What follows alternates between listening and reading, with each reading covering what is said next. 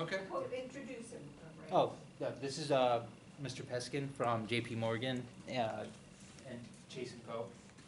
And he's here to present today on behalf of J.P. Morgan. Thanks, Raj. Yes. I appreciate it. Thanks, everyone, for the opportunity to speak this afternoon.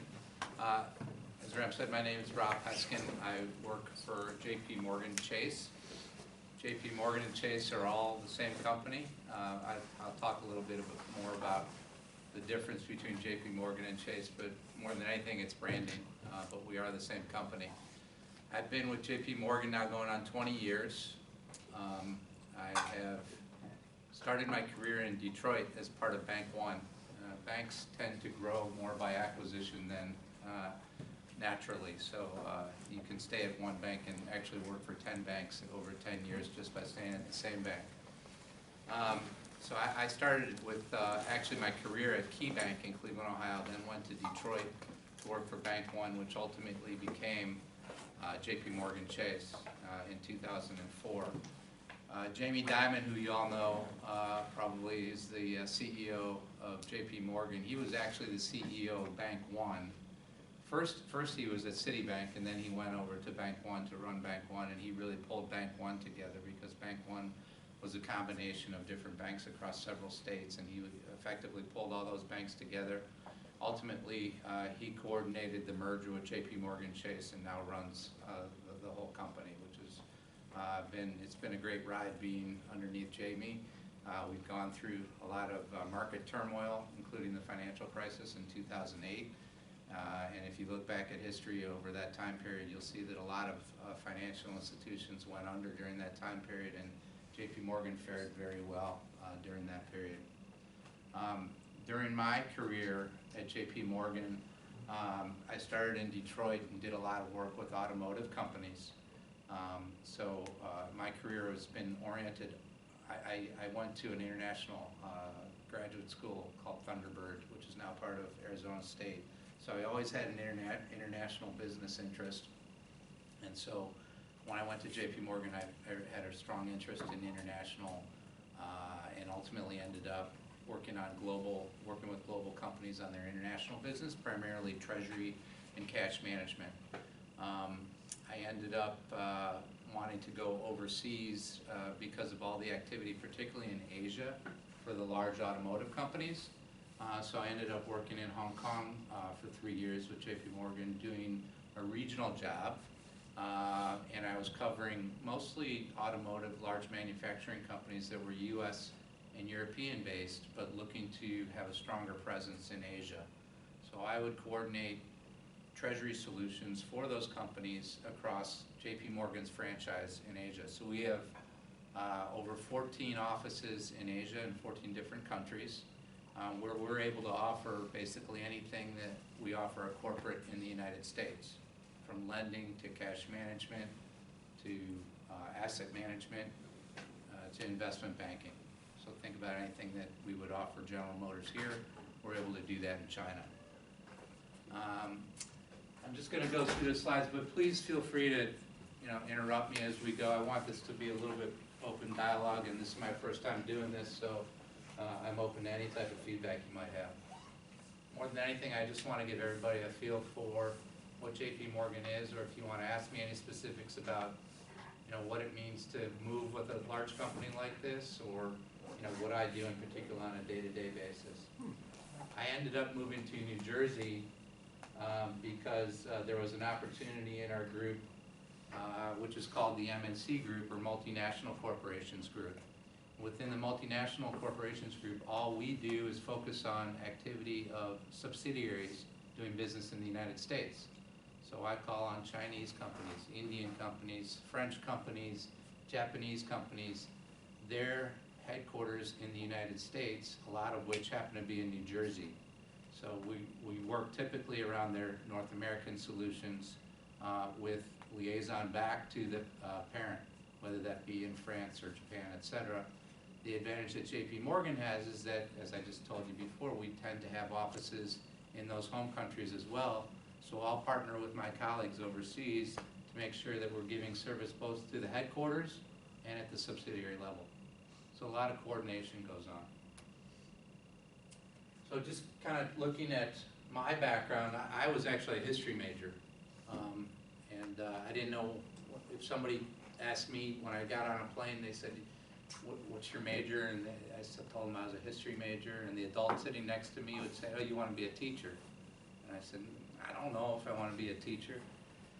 I'm so glad I have a history major, because traveling around the world and meeting different cultures, you have an appreciation from where they're coming from and why they may have the opinions that they do have.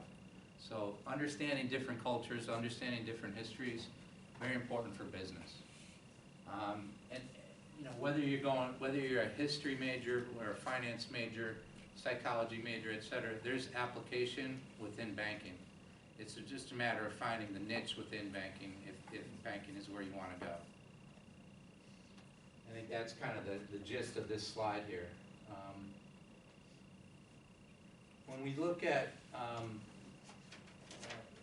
even if you go into grad school, there's a lot of folks that have their law degrees that end up in banking, a lot of whom don't end up doing law within the bank, but they just, you know, have that background, which may fortify their application within their specialty within the bank.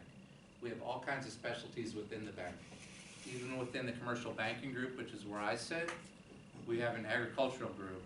In addition to my group, the MNC group, or multinational corporation group, that's a specialty in itself. There's agribusiness, there's technology, there is life sciences, which is huge in New Jersey.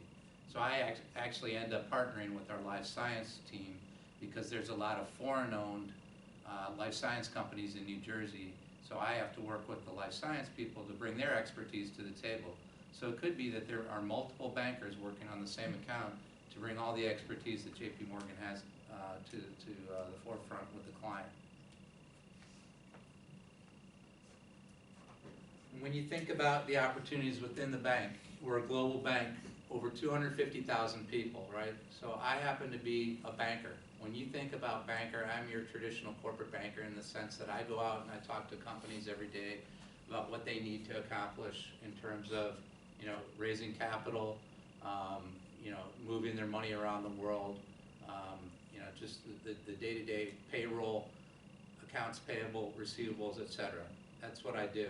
But there's so many other things that happen in the background, and more after 9/11, compliance has become a huge issue. Technology has become a huge issue. We spend over $10.8 billion a year just in technology. A lot of that goes towards security, not just of our own institution, but of our clients' institutions.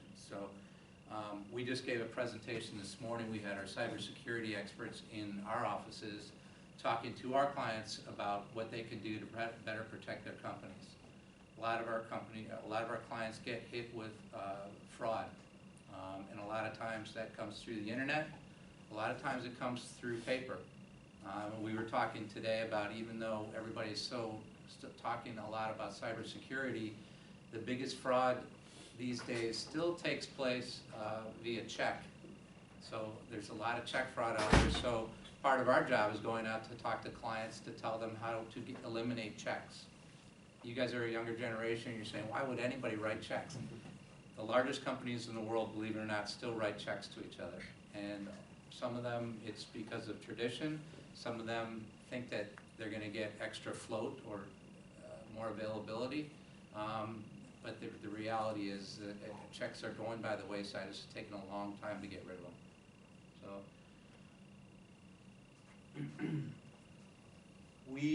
I thought it would be interesting to mention that, you know, there's so many different ways to get into a big bank like J.P. Morgan, and, you know, take away my profile as a traditional banker.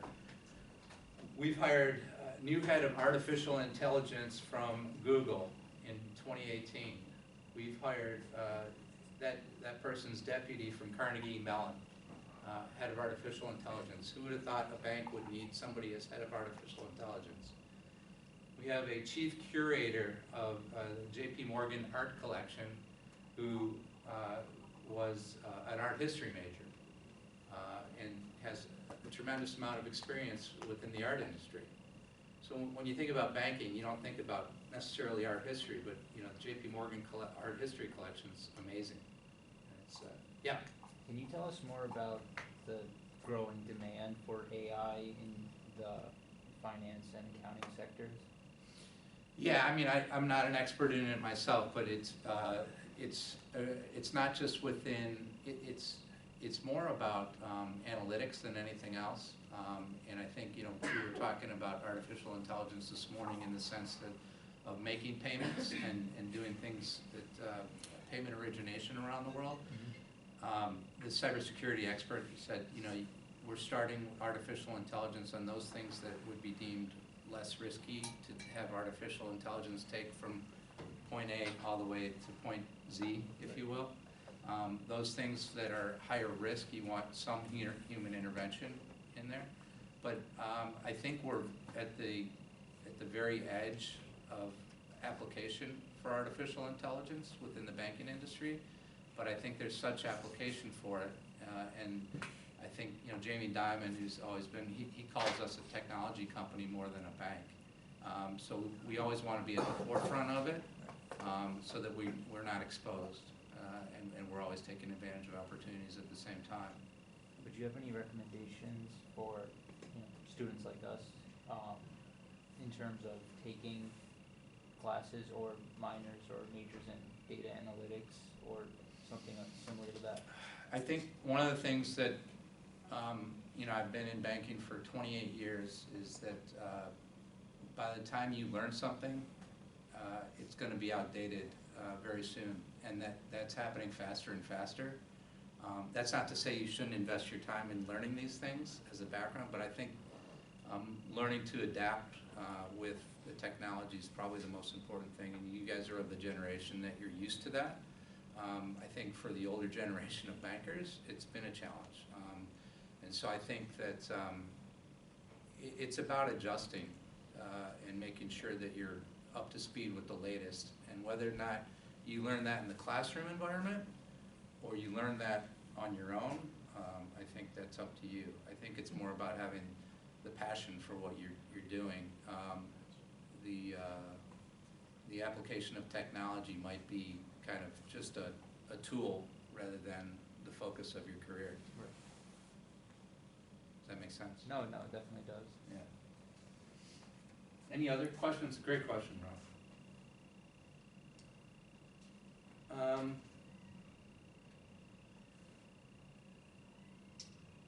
So I kind of talked over some of these things. You know, we service not only the corporate world, you know, we serve colleges, universities, government clients, and so we are broken out within the bank into specialty groups that just specifically focus on these types of groups. I talked a little bit about the difference between J.P. Morgan and Chase. When J.P. Morgan and Chase, this is before the merger with Bank One, merged, J.P. Morgan and Chase merged a long time ago, they had to decide which brand to keep. They ultimately kept the Chase brand for the retail presence, so you'd see Chase branches all over the United States. They kept the J.P. Morgan brand for the investment banking and the corporate banking. So when you go overseas, we have branches overseas, but they only have the moniker of J.P. Morgan. I carry a J.P. Morgan business card because I liaise with my counterparts overseas who are only familiar with the J.P. Morgan brand and not the Chase brand. Both of them had a lot of value.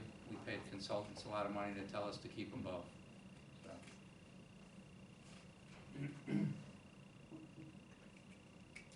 We give you a little perspective on how global the bank is. Very strong presence in United States, North America, Europe, Asia, and Latin America. We were just really, when I went to Asia in 2010, we were really just expanding our corporate banking capabilities there. We were always a good investment bank and a great correspondent bank. Correspondent banks is a term for banking other banks. So we were the bank for other banks, and we still are. We're the biggest correspondent bank in the world.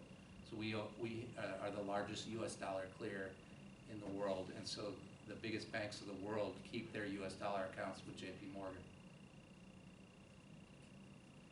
And that's really kind of the backbone of our international franchise, is our ability to, and our history of banking other banks.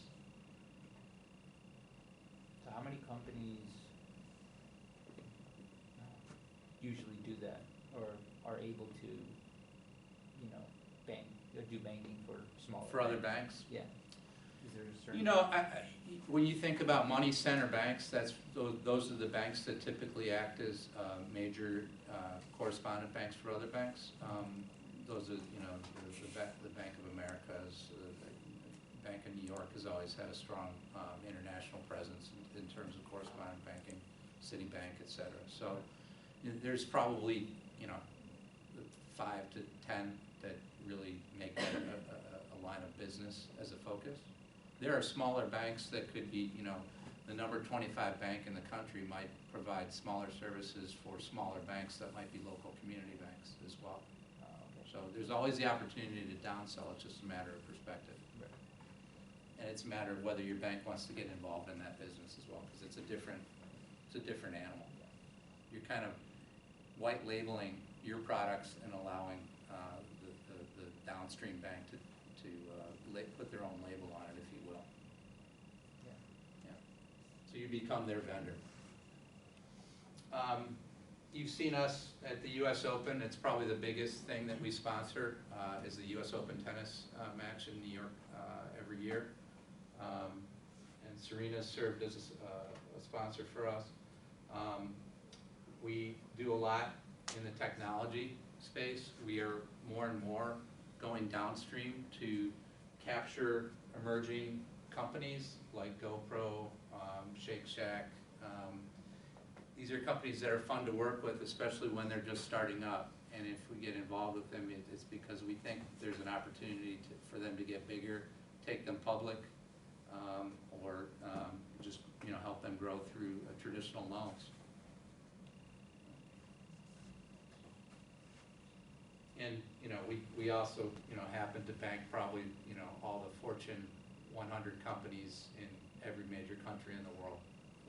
You know, if it's not us alone, there's probably, you know, us with a handful of other banks, or a consortium of 10 to 20 other banks. I talked a little bit about the different lines of business, the corporate and investment bank, consumer and community banking, commercial banking, which is where I'm part of, asset and wealth management, so think like 401ks, pensions, and then cross-firm functions. That's within the firm. There's a lot of people that serve in roles like marketing, accounting, that have to basically support all the other groups, and then technology we talked a lot about.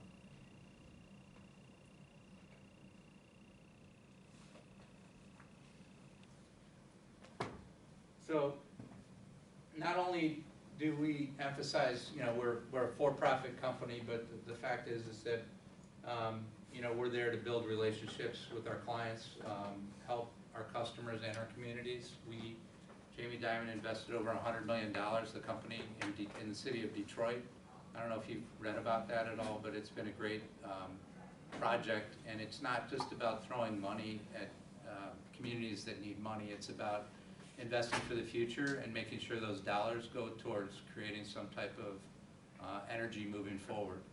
It's about putting them into investments that are going to pay off for that community, because Detroit, for instance, which is where I spent 13 years of my career, Detroit's a great community. It went through some very difficult times, particularly in the financial crisis, and it's an important part of J.P. Morgan's franchise. So Jamie Dimon really took it as a strong initiative to continue to invest in Detroit, and now that's being used as a prototype for other types of investments in cities around the world that need those types of investments.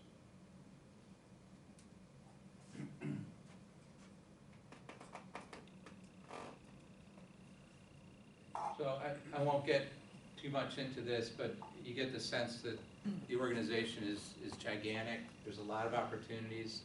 What I can talk to you about is, you know, a sliver of what is available within the organization, things that I don't even know about.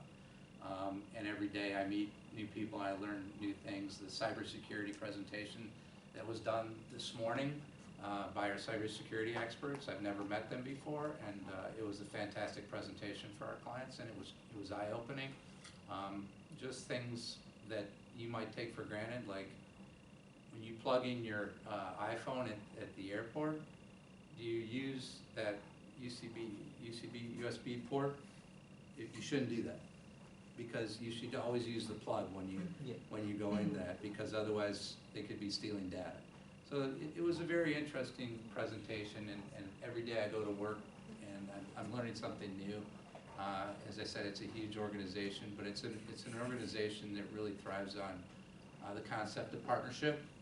I have to deal, as I said, with people from all over the world on a daily basis. I get on conference calls in the middle of the night to accommodate our friends in Mumbai, India, because they're in a different time zone.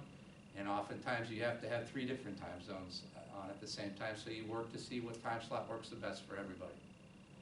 So it's kind of builds a collegiate environment, if you could say that, for an organization that's, you know, huge.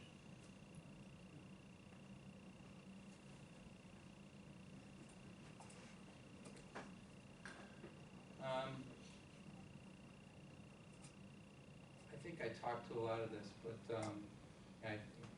some of these slides, I'm just going to say what I just said.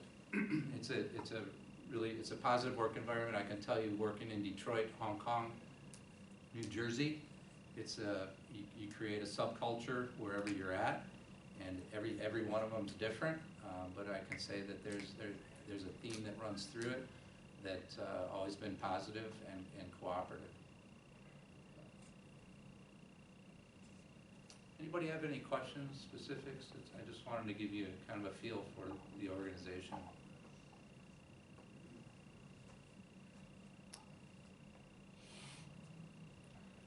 I have a question about, there's a lot of analyst positions out there. Yeah. What does that mean? So getting into the bank through an analyst rotation is a really great program. And the rotation is exactly what it sounds like.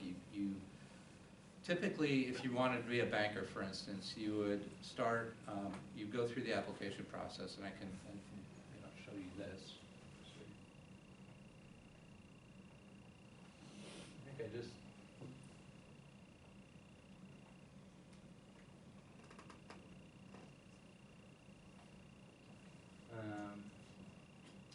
anyway, when you apply, there's an online link that I can send you around, to send around. There is every year, I think it starts in the summer, which is perfect for graduation. If you're accepted into the program, the first thing you'll do typically, if you want to get into the banker program, is to go to what they call ICE training. It's Introductory to Credit. It's in Chicago, and it's a pretty intensive credit training program. I had my credit training when I was at KeyBank many years ago, but when I entered this role, they said, you should go to credit training. So that is a 3-month program in Chicago. Very intensive, and it's like going to school on steroids, because they're hitting you with a lot of different credit scenarios, and you're doing write-ups, and you have to do a presentation to senior management. It's very serious. But all of the analysts that go through it come out of that saying that it was a good experience for them. They really bonded with the other people, because this is a national program with all the analysts. So you're meeting people from Arizona, from California, from Illinois, et cetera. And it's, again, an opportunity for you to meet with all these types of people over that 3-month period. After that period is over, you apply to different areas within the bank for rotations. And then you might be placed, let's say, in treasury services, you might be placed in corporate banking, you might be placed within a specialty division like real estate, et cetera. And then after those rotations, you'll apply for a permanent job. So it kind of gives you a sense for that, but it's over a year program. Okay. Yeah. And there are analysts that are within my group that are doing rotations, and we're encouraged to take them out on client calls. I'm happy to do that, or partake in the credit evaluations, or just sit in on internal meetings to evaluate other opportunities. It's all about, trying to get involved and get a feel for, whether this is something you want to do. At the end of the day, nothing is permanent, so that if you selected, I want to go into real estate, you find out a year later, this isn't for me, I think you owe them like 2 years, you have time, and you kind of build on that and move to something that you think might be a better fit for you. That's the wonderful thing about the organization, is that there's always an opportunity to go to a place where there might be a better fit, because it's large enough to kind of find those niches. Right. Yeah. Is there a portal for students to look at to see Yeah, kind of? I was just trying to find that, and I can send you that link. There was something in here that had a link.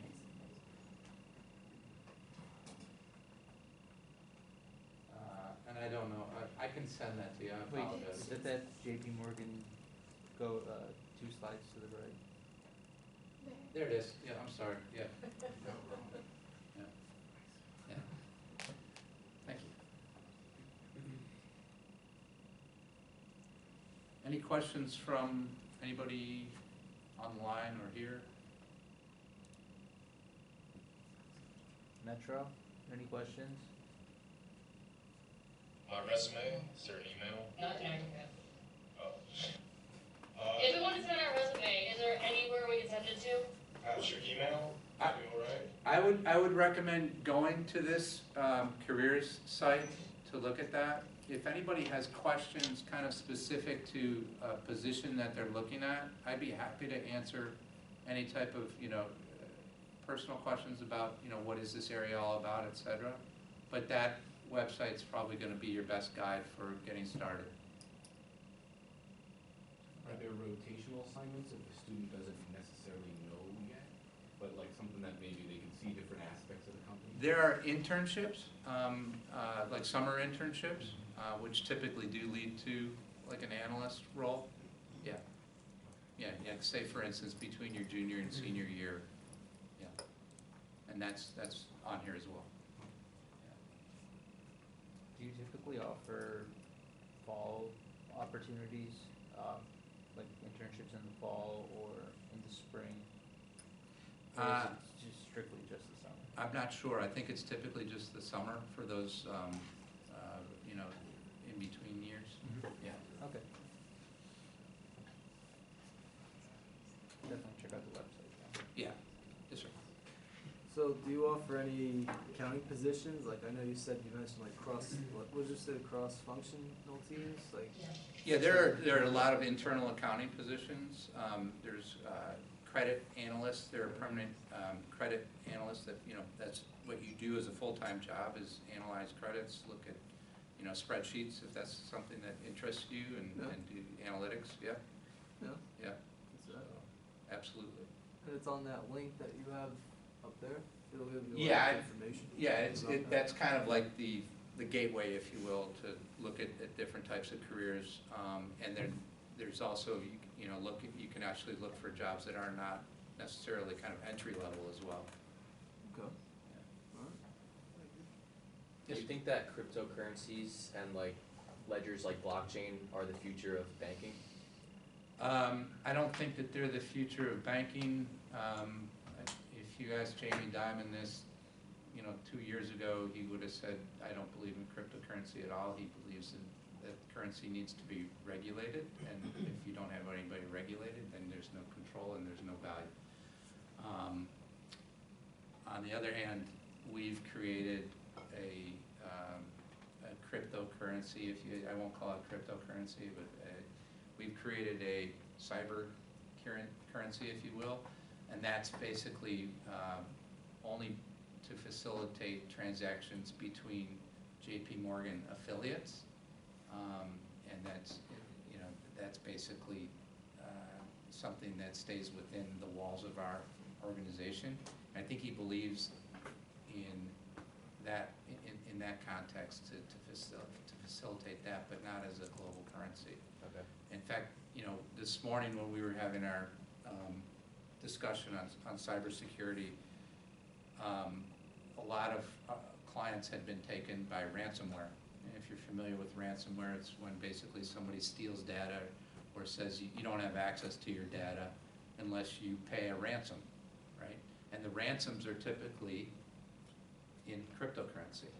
And they basically say, if you don't pay this by this time, we're gonna lock it permanently. And believe it or not, a lot of clients have no choice. They pay it. Not a good thing to get in the habit of. So I think, you know, cryptocurrencies they sound nefarious because they're not usually being used for, you know, good purposes, because they're not traceable. I think it's interesting how you guys use it as an intercompany currency to sort of just, so is it a method that you use instead of cash, or is it? Yeah, it's more of an accounting, like, almost like ledger accounting, and I think you know, that's how it's being used almost on a trial basis internally, and I don't even know what lines of business are using it right now. But if you call their foreign exchange desk and ask, you know, you wanted to buy some Bitcoin, we don't have it. Any other questions?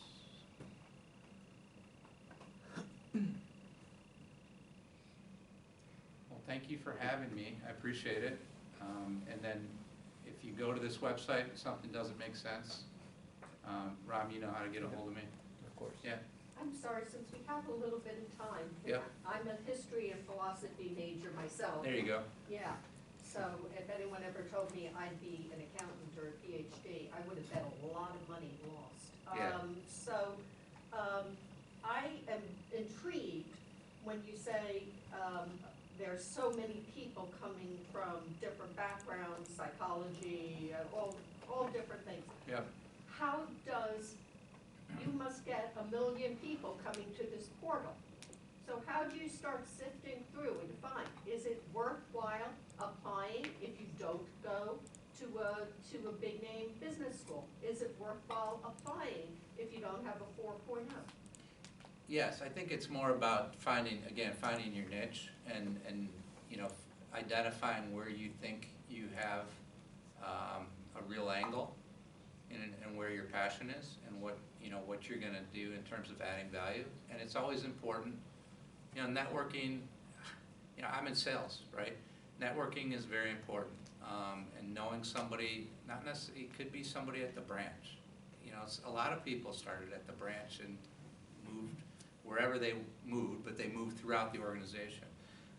But networking is important, and what a presence J.P. Morgan Chase has in New Jersey, right? So I can guarantee you that you know somebody that has some connection to J.P. Morgan Chase. You just met me today, but networking is really important. So if that's something you want to do, it's always about, I know Sally does this, she does this, and one thing leads to another.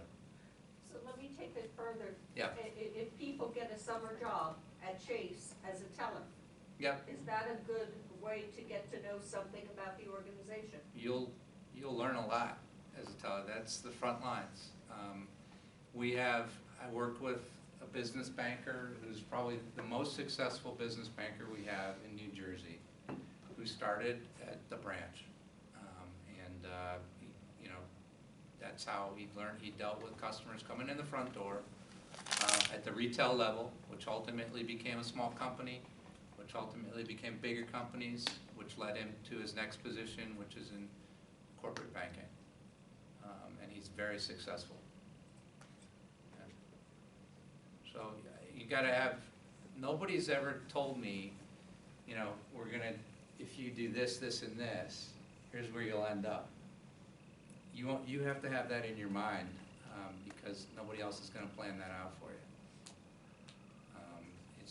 Career planning is a lot different, I think, than it used to be, and I think everybody has to have their own career plan in their own mind, but be ready to change directions at the same time. And sometimes the organization forces you to change directions. Yeah. What's your everyday operations system that you use for your work? So, that's interesting you asked that. Because I'm in sales, we just adopted Salesforce last year. It's going through some quirkiness right now because it's not a lot of companies use Salesforce. And so it has to be adapted more for what we do on a daily basis. It used to be an internally grown system, and everybody kind of falls back to the internal system and moan and groan about how great the internal system was, when we used to moan and groan about the old internal system. So Salesforce is big for us, then emails, obviously, because we're connecting with the outer world. But that as a function is Salesforce is really how we track what we're doing with our corporate customers and how we're interacting with other salespeople around that customer. One of my mentors from here in FDU, he was a financial analyst and consultant in J.P. Morgan after he graduated. And I'm just wondering why, is there more advanced operation system from that kind of non-banking, non-sales position in J.P. Morgan? Like SQL probably are.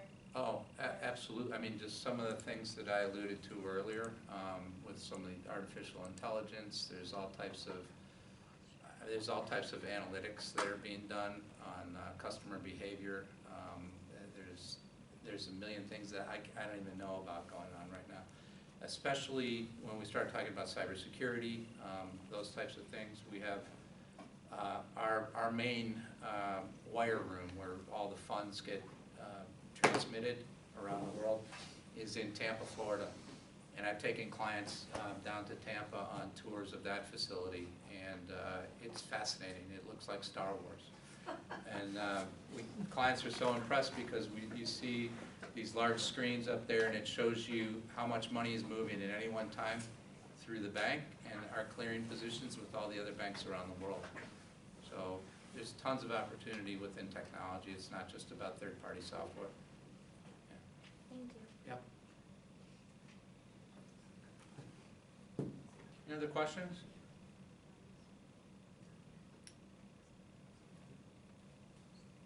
Okay. Thank you. Thank you again for having me.